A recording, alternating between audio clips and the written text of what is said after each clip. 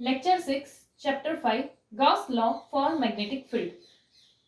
Now यहाँ पे हमारे पास एक डायग्राम है जिसमें ये जो है वो क्या है, मैग्नेटिक फील्ड है एंड उसमें एक सरफेस आया हुआ है एंड ये जो क्लोज सरफेस है वो क्या है, एस है।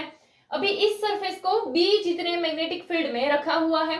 सो ये जो सरफेस है इसे हम ऐसे स्मॉल पार्ट्स में डिवाइड है ऐसा सोचते हैं कि ये जो है ये क्या, तो ये स्मॉल एरिया एलिमेंट्स होंगे।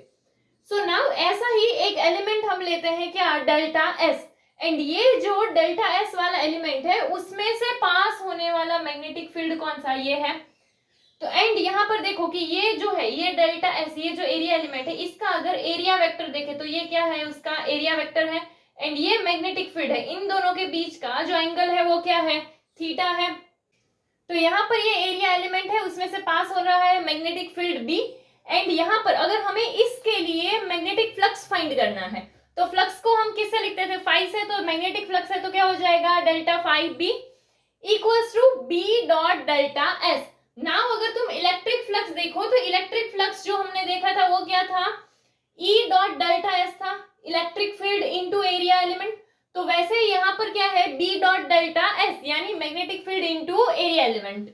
सो यहाँ पर ये जो है हमें ये सिर्फ एक एरिया एलिमेंट के लिए मैग्नेटिक फ्लक्स मिला है, बट अगर हमें टोटल फ्लक्स फाइंड करना है तो क्या, तो कि ये जो सारे एरिया एलिमेंट है इन सबके हिसाब से हमें जो मैग्नेटिक फ्लक्स मिल रहा है उसे हम क्या करते हैं, प्लस करेंगे। तो इसीलिए जो टोटल मैग्नेटिक फ्लक्स होगा वो क्या हो जाएगा, phi B equals to sigma all delta phi B, यानी ये जितने भी हमारे एरिया एलिमेंट है उन सब के लिए जो हमें फ्लक्स मिला है उन सब का क्या कर देते हैं, प्लस।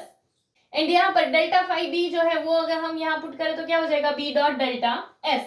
नाउ यहाँ पर अगर हम देखें तो जितनी मैग्नेटिक फील्ड लाइंस इसमें एंटर कर रही है उतनी ही क्या हो रही है, एग्जिट भी हो रही है, यानी कि सारी मैग्नेटिक फील्ड लाइंस इसमें से आ रही है एंड बाहर चली जा रही है। तो इसी वजह से इसमें जो टोटल मैग्नेटिक फ्लक्स होगा वो क्या हो जाएगा, जीरो हो जाएगा। इसीलिए यहाँ पर जो है टोटल फ्लक्स जो है हमने क्या लिया, जीरो लिया।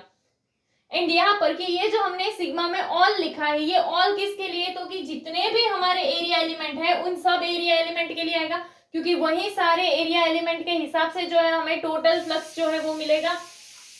सो नाउ मैग्नेटिज्म के लिए अगर हम गाउस लॉ देखते हैं तो उसके अकॉर्डिंग क्या है, तो कि जो मैग्नेटिक फ्लक्स होगा कोई भी क्लोज सरफेस के लिए, तो क्लोज सरफेस के लिए मैग्नेटिक फ्लक्स क्या होगा, जीरो होगा। एंड सपोज कि जो हमारा एरिया एलिमेंट है यानी कि जो डेल्टा एस है अगर वो जीरो हो गया तब भी जो फ्लक्स होगा वो क्या हो जाएगा, जीरो हो जाएगा। तो अगर ये एरिया एलिमेंट जीरो होता है तो भी जो हमारा फ्लक्स होगा वो क्या हो जाएगा, जीरो हो जाएगा। एंड ये क्या है, क्लोज सरफेस था, इसीलिए यहाँ पर क्या हम क्लोज इंटीग्रेशन भी ले सकते हैं। नेक्स्ट गाउस लॉ अगर हम इलेक्ट्रोस्टैटिक के लिए देखें तो उसमें हमें एक और फॉर्मूला मिला था फ्लक्स का, वो क्या था, तो कि phi equals to Q upon epsilon naught, ऐसा फॉर्मूला मिला था। एंड एक फॉर्मूला हमारे पास फ्लक्स के लिए क्या है, तो कि ई डॉट डेल्टा एस। सो यहाँ पे अगर हम देखें ये दोनों फॉर्मूला को कंपेयर करेंगे तो क्या बोल सकते हैं, तो कि E dot delta S equals to Q upon epsilon naught होगा। सेम वे यहाँ पर जो गाउस लॉ इलेक्ट्रोस्टैटिक के लिए अगर हम मैग्नेटिज्म के लिए देखेंगे तो मैग्नेटिज्म के लिए गाउस लॉ में यहाँ पे क्या आ जाएगा, जीरो हो जाएगा।